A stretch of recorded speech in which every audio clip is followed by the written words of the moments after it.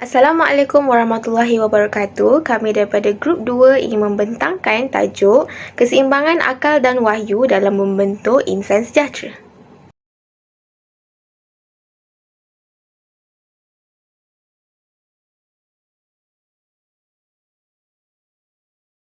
Assalamualaikum warahmatullahi wabarakatuh. Nama saya Hani Nabila dan pada hari ini saya akan bentangkan tentang definisi akal.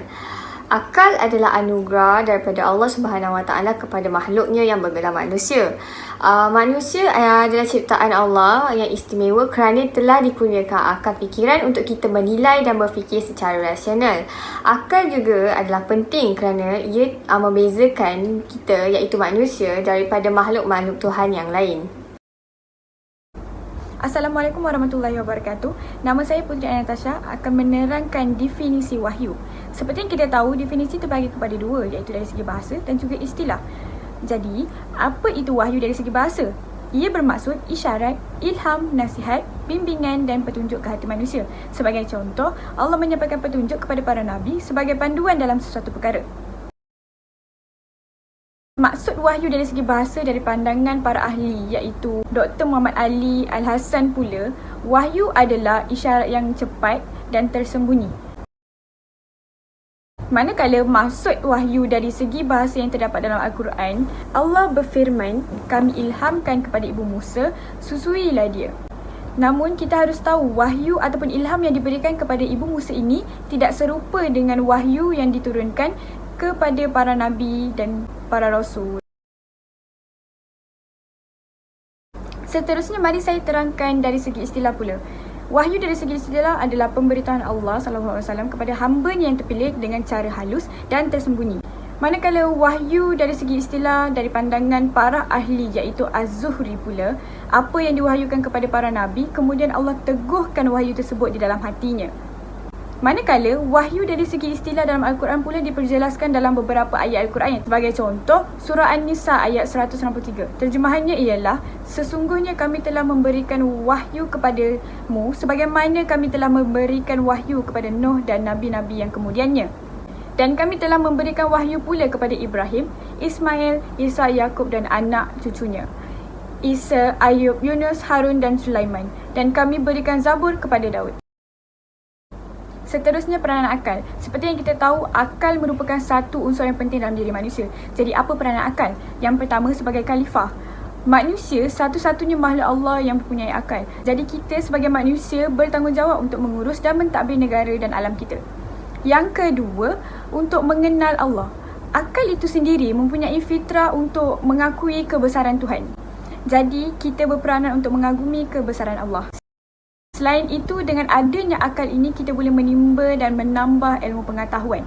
Yang terakhir, dengan adanya akal, kita dapat membezakan baik dan buruk. Maka ia membantu kita menjauhi segala larangan Allah dan menjauhi kebinasaan, sekaligus membantu kita ke jalan Allah.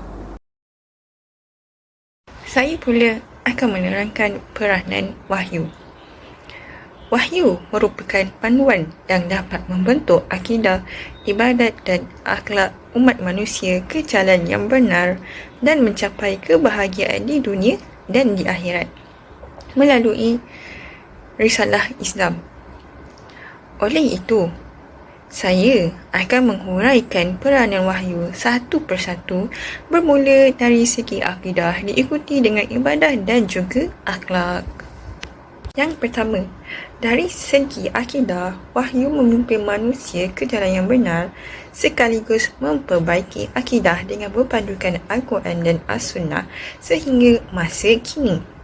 Di dalam Al-Quran, banyak menceritakan kisah-kisah mengenai hari kiamat, titian sirat dan bermacam lagi.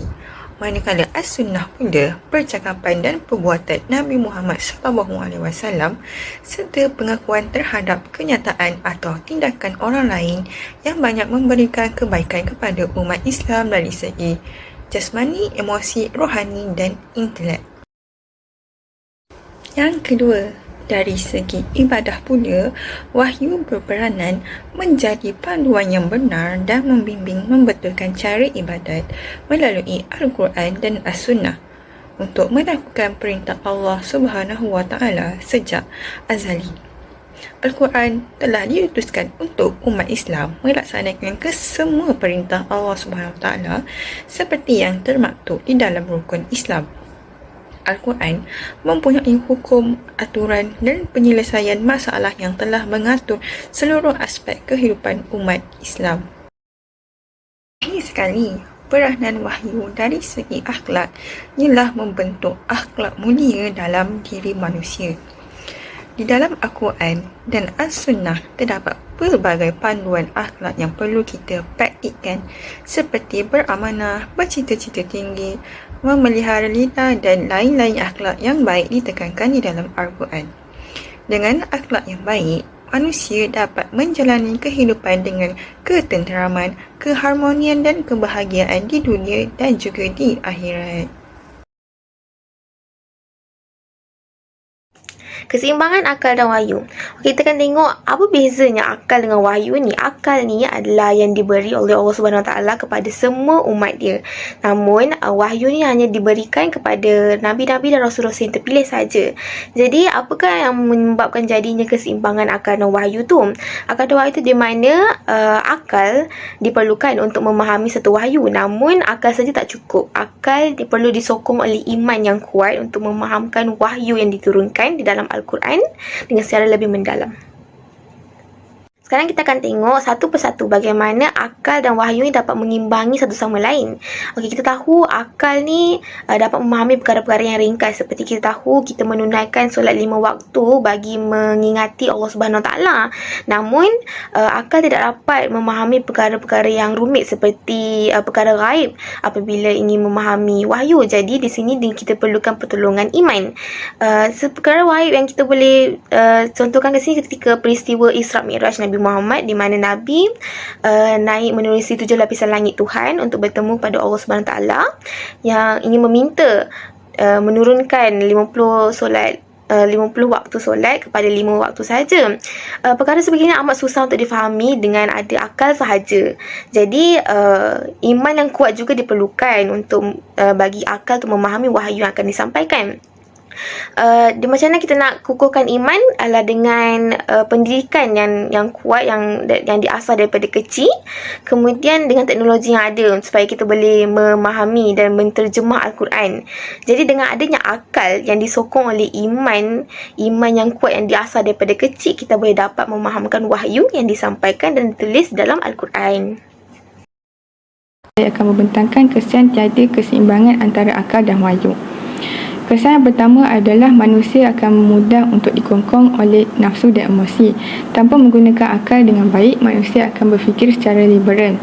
Mereka tidak akan suka untuk dikongkong dengan cara pemikiran Islam dan memilih untuk membiarkan akal mereka dipengaruhi dengan pemikiran yang selari dengan modernisasi Barat. Disebabkan golongan ini percaya bahawa mereka adalah benar, emosi tersebut membawa mereka untuk memosongkan akidah orang Islam yang lain. Sebagai contoh, wujudnya golongan anti-hadis. Secara jelasnya, fahaman liberalisme adalah pemikiran asing yang cuba untuk memasuki dalam aliran pemikiran Islam. Kesan yang kedua adalah manusia akan melakukan perkara tanpa berfikir. Dalam surah Az-Zumar ayat 9, Allah telah meriwayatkan bahawa terdapat perbezaan antara orang yang mengetahui dan orang yang tidak mengetahui. Perkataan tahu di dalam ayat tersebut adalah tahu tentang Allah. Mengapa kita sebagai hamba-Nya harus tahu mengenainya? Ini adalah kerana pengetahuan yang banyak mengenai pencipta kita boleh menguatkan lagi nilai kerohanian diri. Kita akan berusaha untuk belajar tentang larangannya dan suruhannya. Jadi, apa akan terjadi jika kita tidak mengetahui tentang Allah? Kita akan membuat perkara yang bertentangan dengan suruhannya.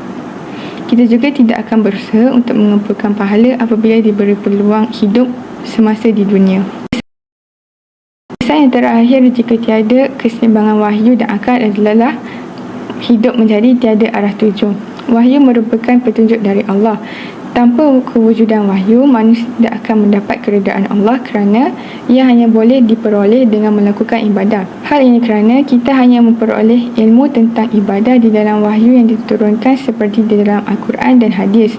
Di dalam Al-Quran dan hadis juga terdapat banyak lagi ilmu lain seperti ilmu sirah untuk kita mempelajari tentang umat terdahulu, ilmu halam untuk kita mencontohi akhlak Rasulullah dan ilmu akidah untuk menjadikan kepercayaan seseorang menjadi benar sesuai dengan akidah yang dianut oleh Ahlus Sunnah wal Jamaah.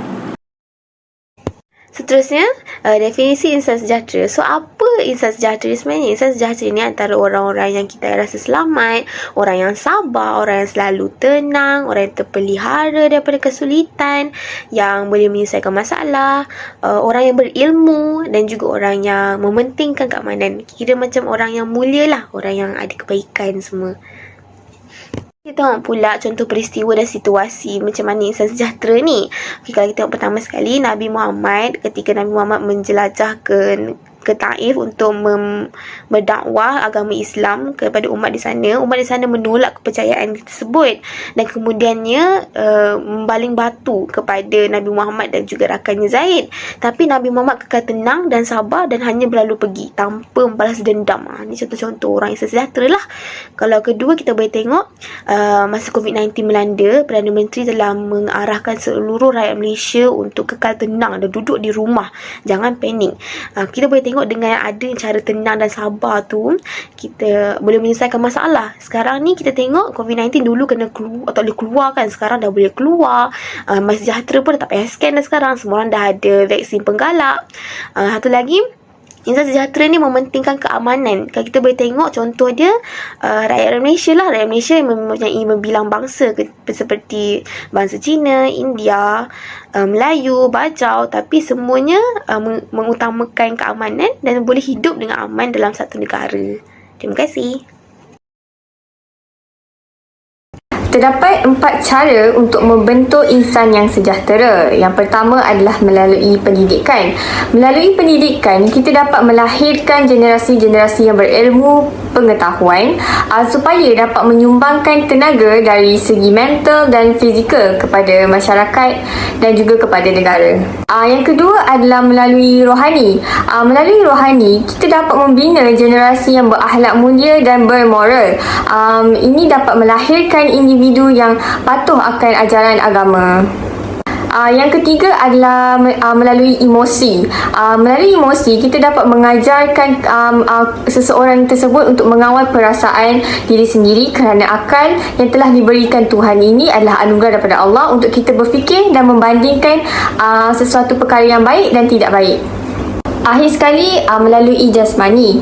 Dengan menjaga kesihatan jasmani, ia dapat meningkatkan kecerdasan minda seseorang individu tersebut. Kerana kecerdasan minda seseorang tersebut terletaknya pada kecerdasan jasmaninya.